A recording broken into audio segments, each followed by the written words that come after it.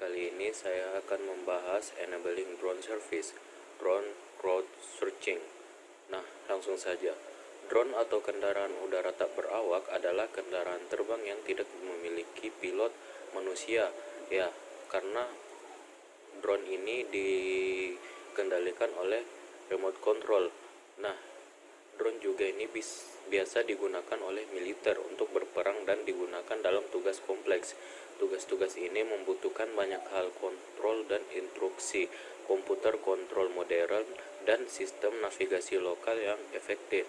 Sebelumnya, melakukan tugas semacam itu di luar kapasitas, tetapi kemajuan besar dalam teknologi dengan peningkatan dalam ukuran, kecerdasan, dan biaya telah membuka pintu bagi banyak pembuat drone. Nah, alhasil, teknologi ini kini tersedia kepada publik dengan sedikit usaha, dan penggunaan drone telah berkembang jauh melampaui aplikasi militer.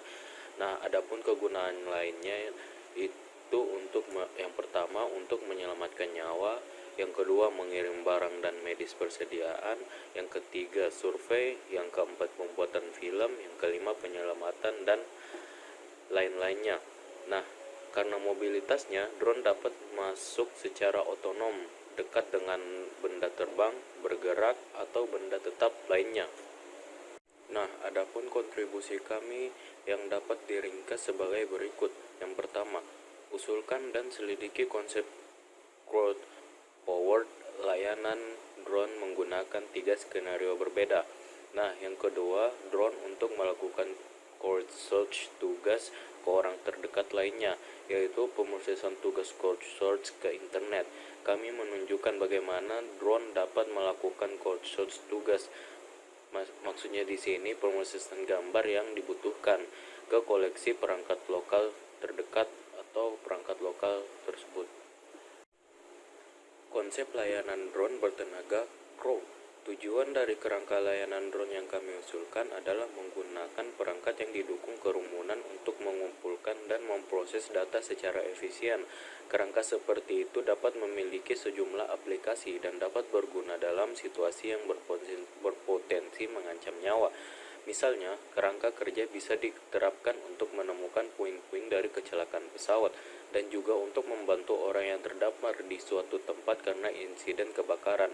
Skenario lain dapat dibayangkan untuk operasi pencarian dan penyelamatan atau dalam situasi bencana, di mana banyak drone, bahkan dari pemilik yang berbeda, dapat dikumpulkan untuk melakukan tugas tertentu, seperti mencari yang selamat, mencari perenang yang kesulitan di laut, atau melihat hiu di dekat pantai. Menggunakan skenario contoh, bagian ini menjelaskan bagaimana data bisa dikumpulkan menggunakan suatu drone atau beberapa drone, juga seperti bagaimana data dapat diproses oleh sejumlah perangkat seluler yang menghubungkan kecerdasan manusia dan mesin. Nah, di sini kami telah membuat skenario, yaitu terdapat sekelompok remaja ingin berlibur di pelosok Nusantara. Nah, kelompok remaja ini menyukai drone dan mereka membawa drone tersebut untuk penggunaan rekreasi.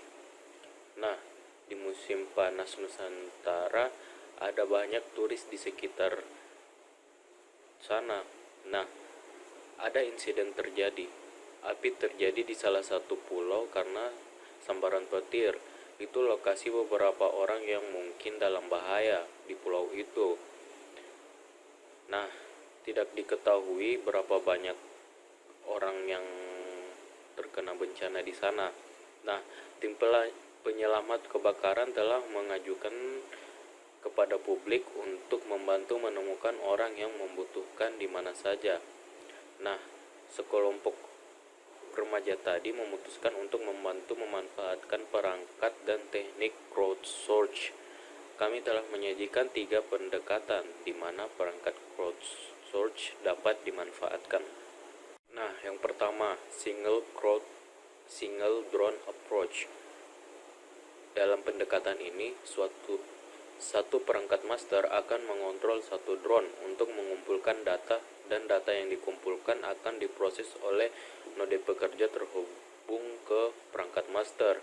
Menerapkan pendekatan ini dapat pada skenario kebakaran pulau yang dijelaskan sebelumnya.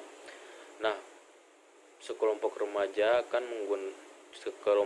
yang tadi akan menggunakan smartphone-nya sebagai perangkat master untuk mengontrol drone-nya sendiri yang dapat membantu menemukan orang terjebak di pulau yang terkena dampak. Nah, yang kedua, single crowd multiple drones approach. Nah, berbeda dengan yang sebelumnya, dalam pendekatan ini, perangkat master mengontrol sejumlah drone dengan membuat jaringan drone. Nah, dan data yang dikumpulkan, misalnya foto, didistribusikan di antara node pekerja. Menerapkan pendekatan ini ke pulau skenario kebakaran yang dijelaskan sebelumnya, sekelompok tadi dapat meminta teman atau orang lain yang memiliki drone untuk menghubungkan dirinya ke perangkat master. Beberapa drone kemudian bisa digunakan untuk mengambil foto di udara secara efisien. Perangkat dapat menyebarkan drone di wilayah yang tidak tumpang tindih pulau.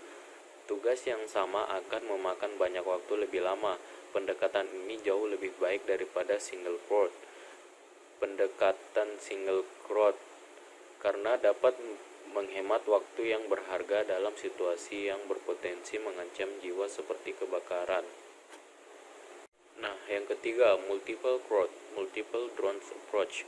Nah, dalam pendekatan multiple crowd, multiple drone merupakan perpanjangan dari single crowd dan multiple pendekatan drone. Dalam pendekatan ini, perangkat master mengontrol banyak drone dan data yang dikumpulkan kemudian diproses oleh sejumlah node yang terhubung ke perangkat master. Pendekatan ini memiliki keuntungan meningkatkan jumlah drone yang berpartisipasi untuk melayani atau mengumpulkan data dan pekerja node. Nah, kesimpulan yang dapat kita ambil adalah prevalensi dan penggunaan smartphone dan drone sedang meningkat. Smartphone dibatasi oleh sumber daya dan kemampuan untuk melakukan tugas besar, misalnya tugas yang mahal secara komputasi, dan drone individu dibatasi oleh keterbatasan fisik, misalnya jumlah foto yang mereka dapat ambil atau area yang mereka tutupi. Nah, sebuah tinjauan pekerjaan terkait telah menunjukkan bahwa gagasan tersebut unik yang diusulkan dan mengeksplorasi sinergi smartphone atau perangkat yang dapat dikenakan dan drone akan menjadi kontribusi yang berharga di domain ini. Dalam makalah konsep ini, kami mendemonstrasikan konsep menggunakan contoh pulau yang pernah terjadi kebakaran dan bagaimana drone dan perangkat lain membantu pencarian lokasi orang-orang terdampar dalam situasi berbahaya. Tapi banyak skenario bisa dibayangkan untuk kerangka kami. Kita membahas berbagai aspek perancangan kerangka kerja tersebut termasuk komponen sistem. Nah, sekian dari penjelasan saya. Terima kasih. Assalamualaikum warahmatullahi wabarakatuh.